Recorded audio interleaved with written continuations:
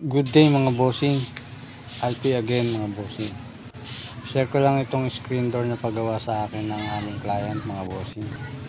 Screen door ito mga bossing para sa compressor ng soft drink mga bossing.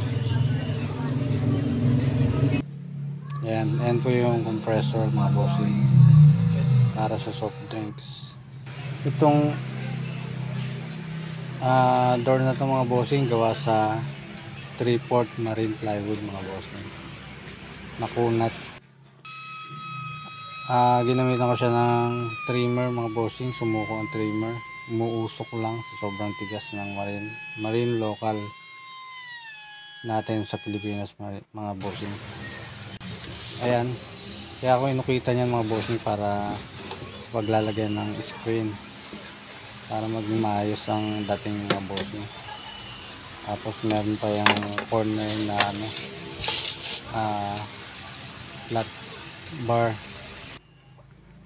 Ito yung screen mga bossing, ginamitan ko siya ng screen na aluminum para kahit di mo siya pinturahan mukha siyang bago at malinis tignan mga bossing. Ayan, dalawa mga bossing ginawa na yan. Tapos ito naman yung flat bar. Tinuturo ko lang dyan yung paglalagay ng screw para hindi nakaangat yung ulo. Tapos handingin lang yan, ipinturahan ko rin yan mga bossing. Sinare ko lang ito mga bossing para may dagdag video dito sa aming YouTube channel mga bossing. Ayan, napinturahan na siya ng matte gray. Mahilig sa matte ang may-ari mga bossing ng restaurant. Ayan, nilatag ko lang yan para sa paglagay ng screen, hindi siya lumubog at pantay siya pag nakabit mga bossing.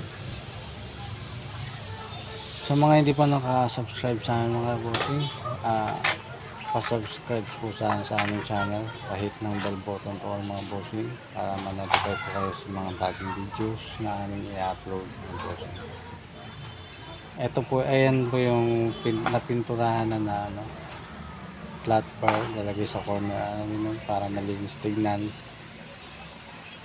para maging maganda naman ang kalabasan. Tapos ayan, linis diba, wala pang final coating ng painting yan mga bossing. Para siyang professional drawing diba, napakaganda tignan at naglinis na yung pintura. Maraming salamat mga bossing. Sana ma-subscribe po kami sa aming channel, hit ng bell button to all para ma-notify po kayo sa bawat video na aming i-upload mga bossing. Ayan yung compressor. Maraming salamat mga bossing. Thank you.